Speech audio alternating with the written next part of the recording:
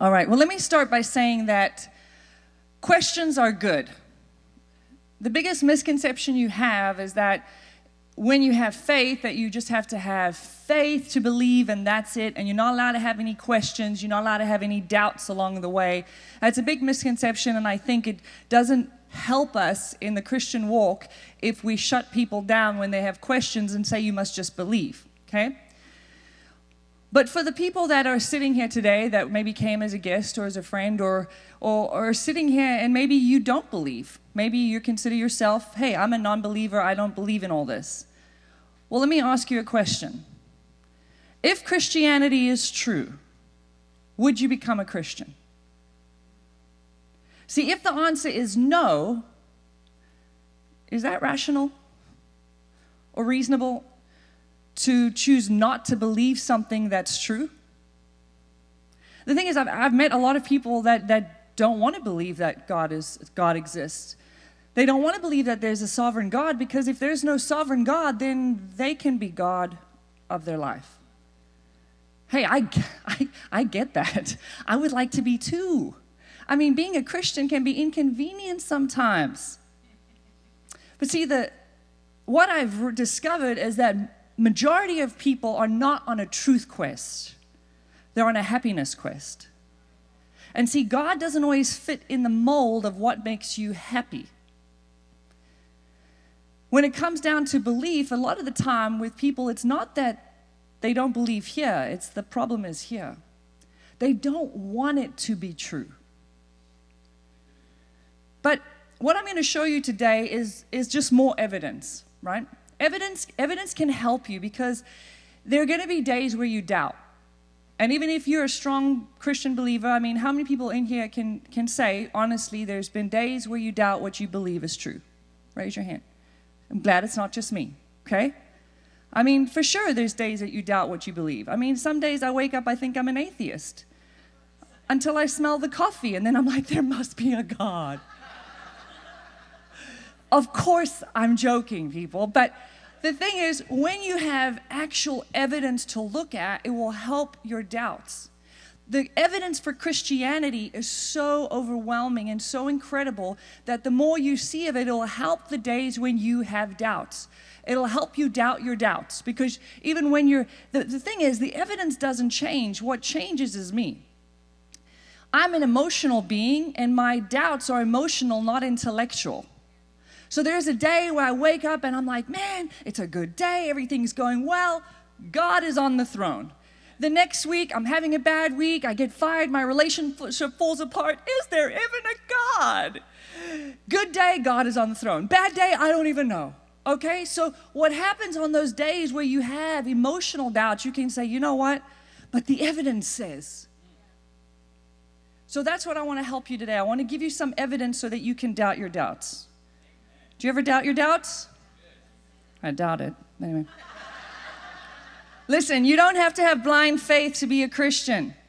So my title today is Christianity True? It can be answered by these questions. Number one, is there a God? And number two, are miracles possible? So can we show that God exists? What I'm going to do is I'm going to use Dr. Frank Turek's arguments for a theistic God. I'm only going to focus on 3 of them. The 3 arguments for a theistic God is, number 1 is the beginning. This is the cosmological argument that says if there was a beginning, then there had to be a beginner. Pretty simple. The second argument is the argument of design. Same thing. It says that if there is intelligent design in the universe or intelligent design in life, like you, then there had to be a designer. The third, and there's lots of scientific evidence behind those 2 arguments. Obviously, I have a short amount of time today. I'm going to speak very fast, and I'm going to give you as much evidence as I can, okay? So you're just going to have to take a deep breath, hold on, and take your notes later. Listen to it again later. The third argument has no science behind it. It is the argument, though, that we've known since we were children. It's more of a philosophical argument, is the argument from morality. This is the argument that says if there is a moral law on our hearts or on our conscience that's universal, then there must be a moral lawgiver. The last part we will look at is, are miracles possible? Why is this important? Because the entire Christian faith is wrapped up in one miracle, the resurrection of Jesus. If it didn't exist, none of this is true. So, we'll start with the beginning, the arguments for the theistic God. We'll start with the cosmological argument. Now, this is the argument that many say points back to the Big Bang. Good, you're so cooperative this morning. The Big Bang.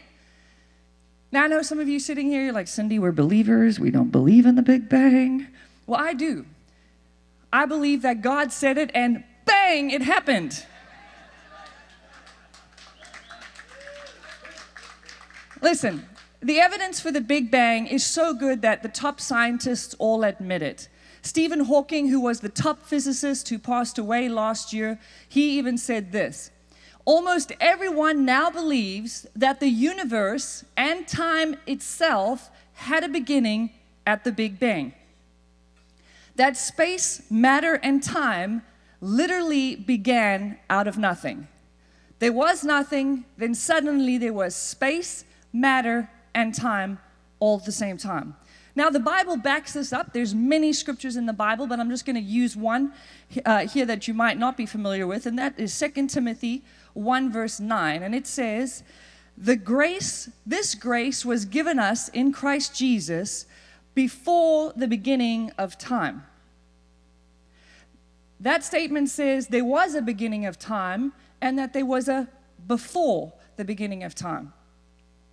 To quote Stephen Hawking again, talking about the universe, he says, if the expansion rate of the universe was different by 1 part in 1,000 million a second after the Big Bang, the universe would have collapsed back on itself or never developed galaxies. What is he saying? He's saying that when it began with extreme precision. Everything that it started with was perfect when it began. Another quote: if the gravitational force were altered more than 1 part in 10 to the 40th power, the sun would not exist and the moon would crash into the earth or shear off into space. Folks, what we're talking about here is extreme precision in the universe. That when the universe came into being, everything as we know it, gravity, the air you're able to breathe, the distance from the sun so we could survive, everything needed to sustain our life and our well-being happened instantly.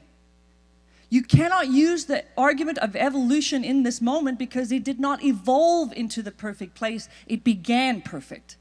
It didn't evolve with the perfect gravitational force or the perfect place around from the sun. No, it all started perfectly.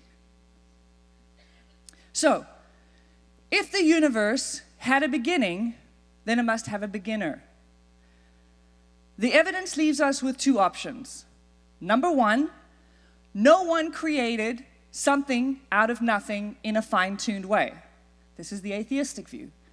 The second view is someone created something out of nothing in a fine-tuned way. Theistic view. Which one do you think seems more reasonable? Interactive part of the audience. There we go. Number 2. Number 2, folks, someone creating something out of nothing in a fine-tuned way, that's a miracle.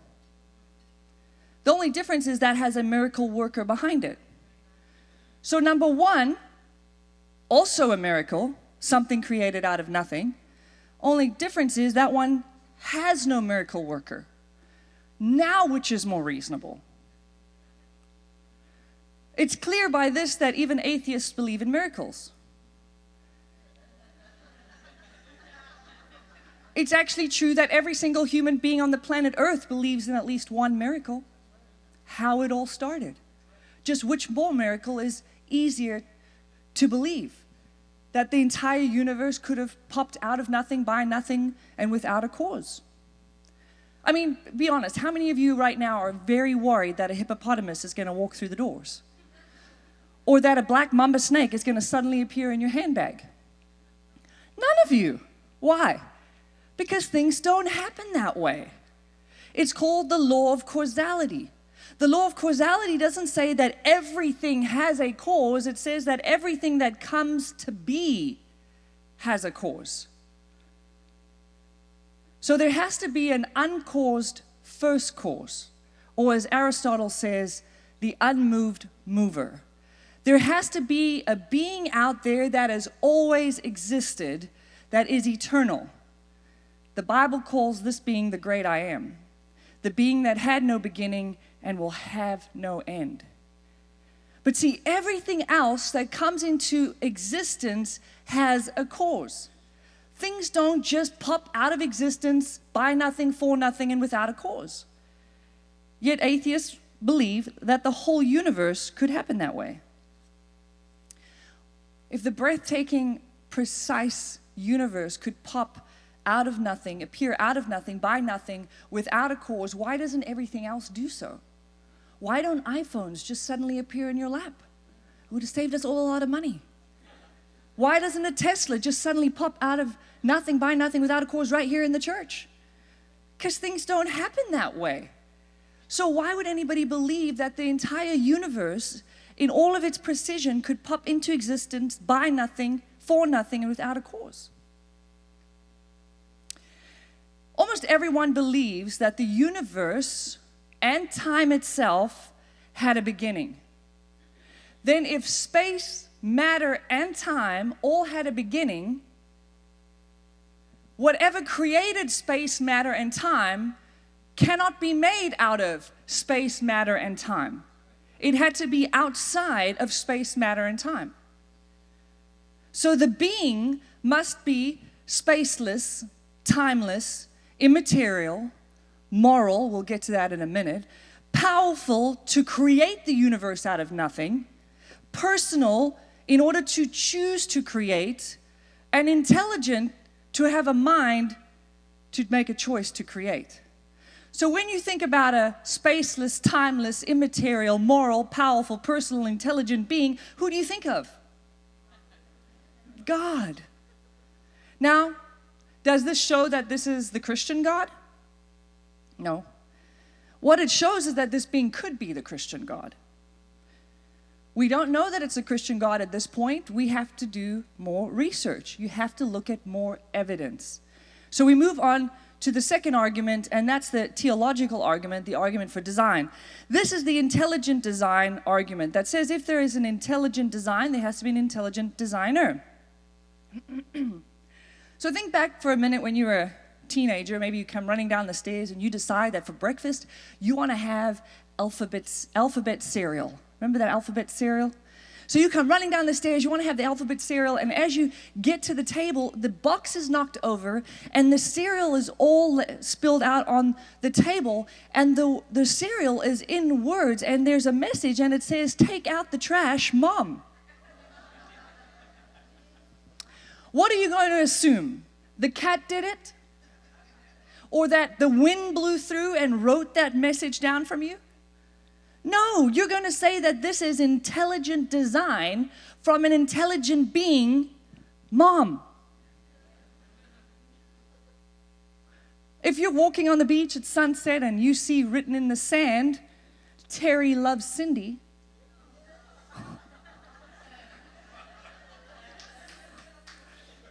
are you going to assume that the crabs wrote it?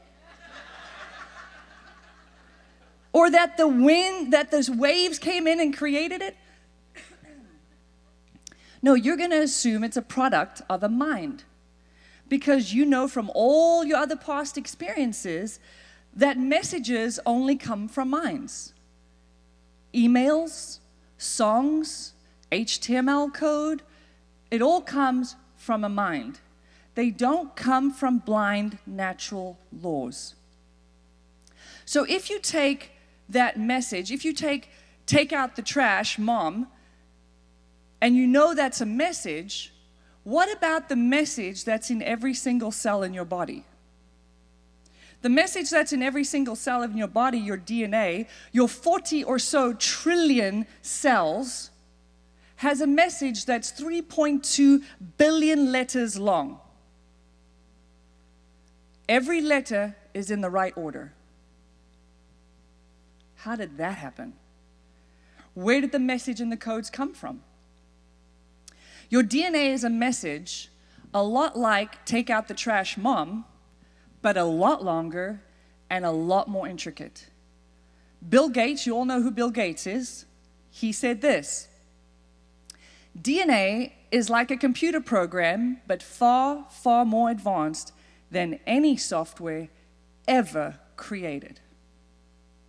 So whenever there's a program, there's got to be a programmer. When you see take out the garbage mom, that is actually evidence for an intelligent being. When you see take out the garbage mom, you don't, on your table, you don't go, gee, I just can't find a natural law for this. No, that's positive evidence for mom.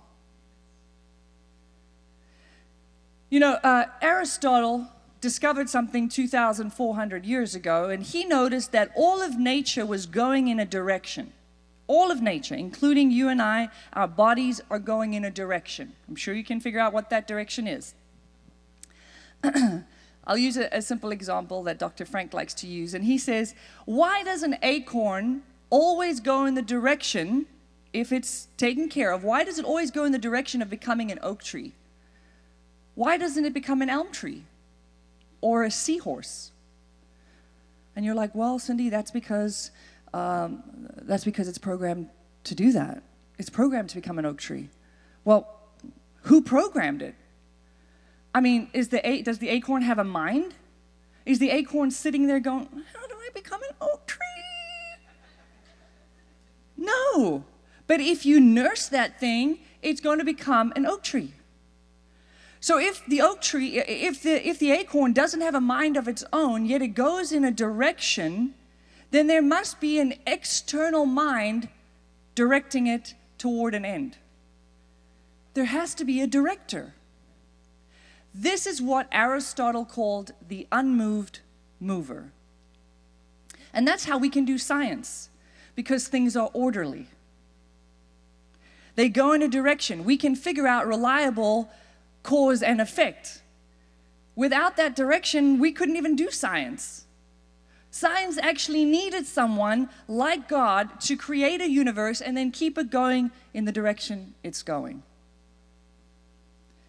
So in other words, this argument of design is not a cause argument like the Big Bang way back when. No, this is a cause every single second of existence. This is like saying that God is to the universe what a band is to music. If the band were up here right now playing music, they would be creating and sustaining the music. What would happen the minute that band stopped playing? It would be over. The same thing is true with God. He creates the universe and all the natural laws that go with it, and then He sustains them. And He creates you, and He sustains you. This is why Paul can come along in the New Testament, who wrote 2/3 of the New Testament, and he can write and he can say, in Him we live and move and have our being. And that God sustains all things by His powerful word. See, He creates and He sustains. There is an intelligent being behind this intelligent design. So the third argument is the argument for morality. How many of you were horrified by all of the school shootings lately? Hopefully everyone. How many of you would say that hurting babies for fun is bad? How do we know this? Why do we know this? Because our conscience tells us that's evil, that's wrong. You're not supposed to hurt a child. Do you know that this is a universal feeling? This is not an American feeling. You can go anywhere in the world, any culture, any tribe, and if you go to hurt a child, child, you don't want to do that. It's a universal feeling. And there's a moral law that's been written on our hearts that's universally there. The thing is, if you're of the atheistic belief and you believe we evolved and we believe we're a blob of biological matter, Why do you care when one blob of biological matter bumps into or hurts or kills another blob of biological matter? If there's no cause for you being here, no justification at the end of this life, and no reason, why do you care? A lot of people believe they're just chemicals. Then why does it matter if one chemical bumps into another? The argument I've heard behind that is people say, well, it's for the preservation of our species. It's the preservation of our life, why we don't want to hurt that. Well, if we're all about the preservation of our species, then shouldn't it be that the strongest survive? And in which case, I'm stronger than you, so I should kill you because you believe that it's about the preservation of our society, and I'm stronger, so we should definitely kill you and all the old people.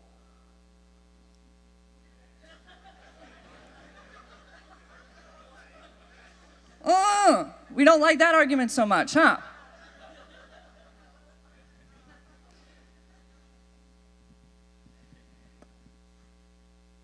So the reason we care, and the reason everybody cares, and the reason we all know what's evil and what's good is because we have a moral law that's written on our hearts. See, there is a standard of good that's beyond humanity. There is a standard of good, love, righteousness that is beyond us, and that is what we call the nature of God. And how do we know this? Well, if everyone knows that hurting babies for fun is bad or killing 6 million Jews is wrong, there has to be a God. Because there has to be a standard that is beyond us. There has to be a standard by which we measure good and evil. Otherwise, it's just everyone's opinion. It's just your opinion versus Hitler's opinion. If there is no higher standard of good, of morality, then it's just everyone's opinion. But see, evil doesn't exist on its own. It exists as a lack in a good thing. What do I mean? Evil is like cancer. If you take all the cancer out of a body, what have you got? A better body. But if you take all the body out of the cancer, what have you got? Nothing. Because cancer can't exist on its own. See, evil doesn't exist on its own. It exists as a lack in a good thing. So if evil exists, then good exists. If good exists, then God exists. Because that is what we mean by good is God's nature. C.S. Lewis, many would know that name. C.S. Lewis, early on in his life, was an atheist. And he saw terrible things in the First World War. And he one day had an epiphany when he gave his life to the Lord, because he wrote in his book, Mere Christianity, as an atheist, my argument against God was that the universe seemed so cruel and unjust. But how had I got this idea of just and unjust? A man does not call a line crooked unless he has some idea of a straight line. What was I comparing this universe with when I called it unjust? See, the straight line was the standard. That's how he knew what a crooked line looked like. How do you know what justice is if you've never seen injustice? You could say it this way. The shadows prove the sunshine. In order to have shadows, you have to have sunshine. In order to have evil, you must have good. Now, you can have sunshine without the shadows. You can have good without the evil. But you can't have shadows without the sunshine. You can't have evil without the good. I know this sounds counterintuitive, but if evil exists, then God exists. Not because God is doing evil, but because God is the standard of good by which you would even know what evil was. So the fact that you know that something is wrong means that there is something right. And what we mean by right is God's nature. See, His nature, His fingerprint is on your heart, and that is what the moral law is. When an artist or a sculptor creates a sculpture, he leaves his fingerprints in the clay. When God created you, He left His fingerprints on your heart. His character, His goodness, who He is. The very fingerprint of God is goodness, and that is what is on your heart. That is your conscience, and that is the moral law.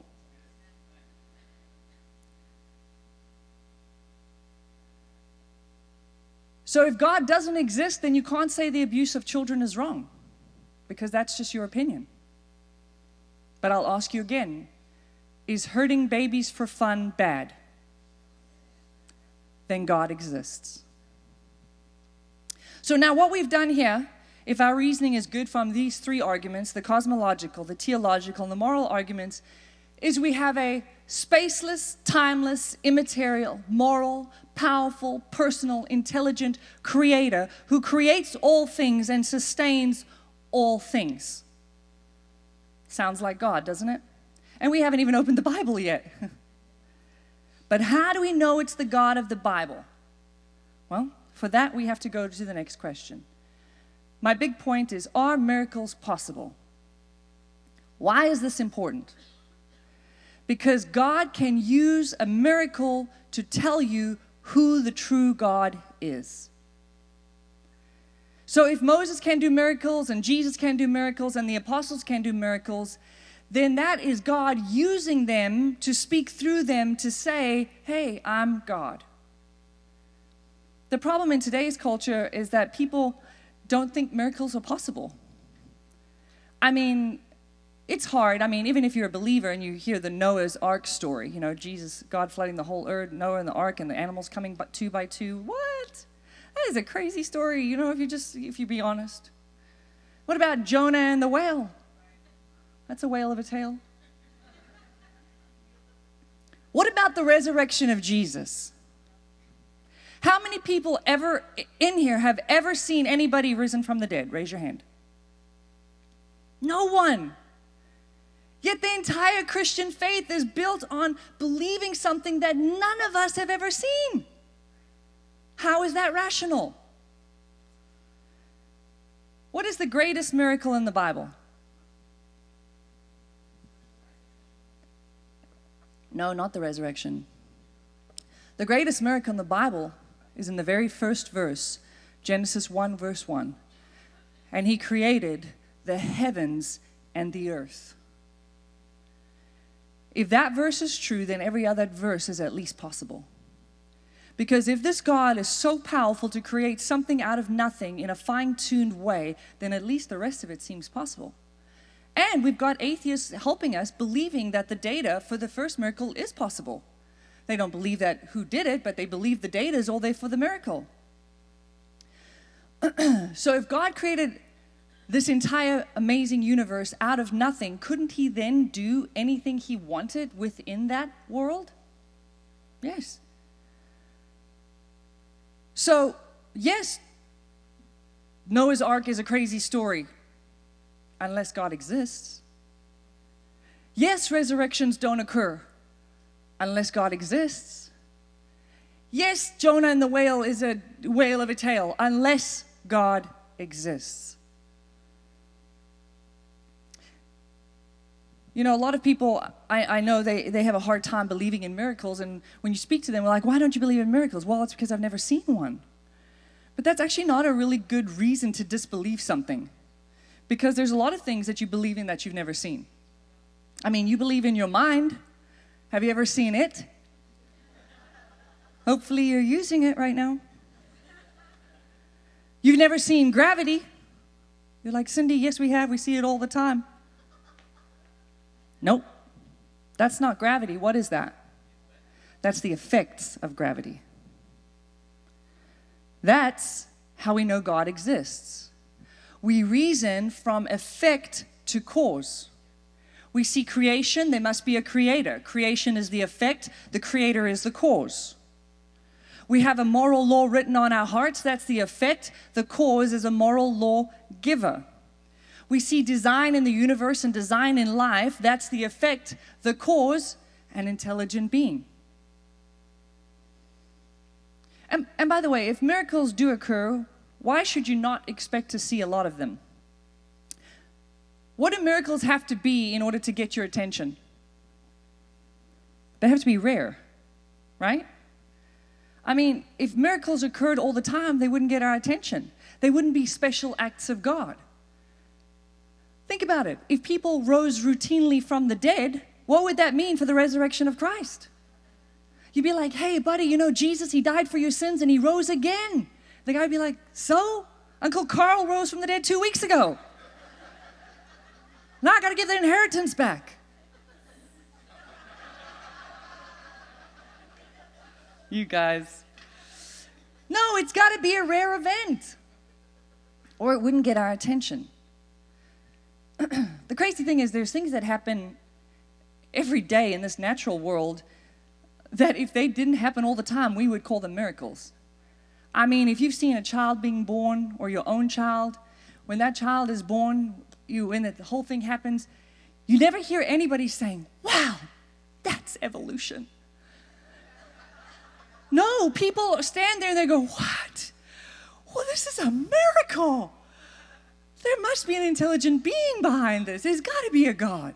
That's what people do because it's so miraculous to see, but because it happens all the time, we dismiss it. But miracles are possible. What you need to do at this point is you have to look at the evidence for Jesus and if Jesus really rose from the dead. Now, I don't have time to go into the historical evidence. I'm going to fly through these few points.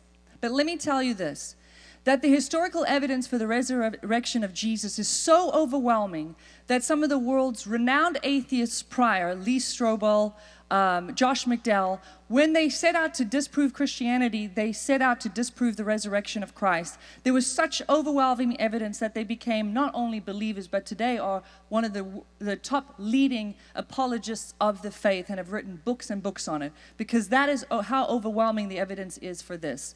But in order to continue, is there a God? Is Christianity true? We have to look at the resurrection of Jesus.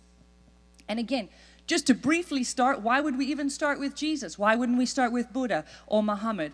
Well, because none of the other religious figures that have ever lived claim to be God. Jesus was the only one that says, I'm God, I'm the way, the truth, and the life. Nobody comes to me except through the Father. He was the only one who claimed to be God, so we start with the one who claimed to be God.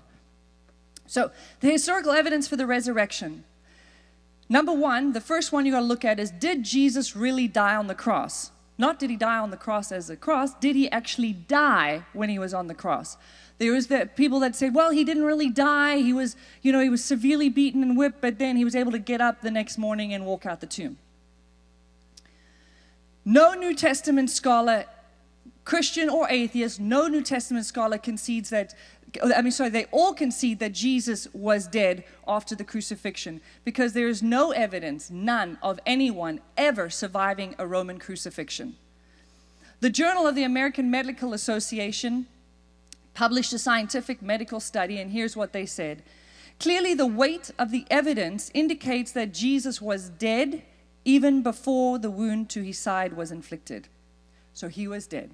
Point number two, the second category of evidence is this, the empty tomb.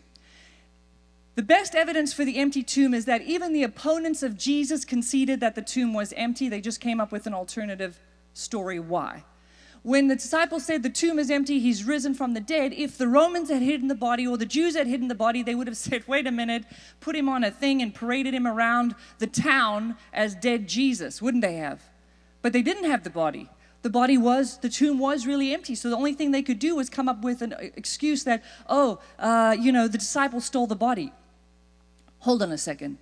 The disciples, after Jesus died, they did not understand the way it was going to play out. They thought Jesus was going to rise and become governor king. No, when their Messiah died, they were shaken, they were depressed, they were scared, and they were running for their lives.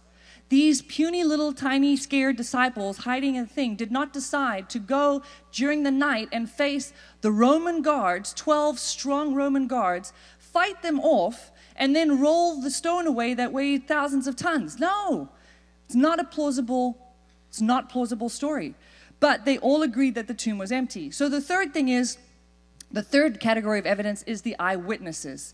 Jesus appeared to over 500 people at one time when he was alive, for those 30 days or so when he walked the earth. And the Bible only refers to men at that time when they were counting. So 500 men was probably 1,000 people if you consider the women and children that were with them.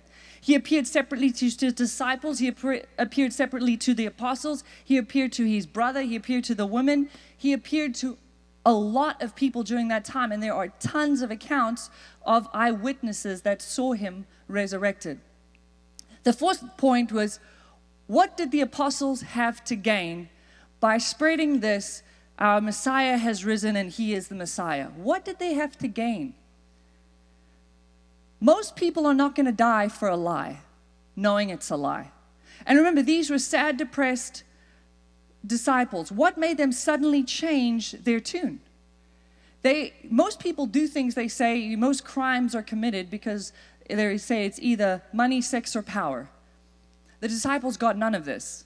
What they got was excommunicated, beaten, whipped, and tortured to death. Hey, yeah, you want to come and join us?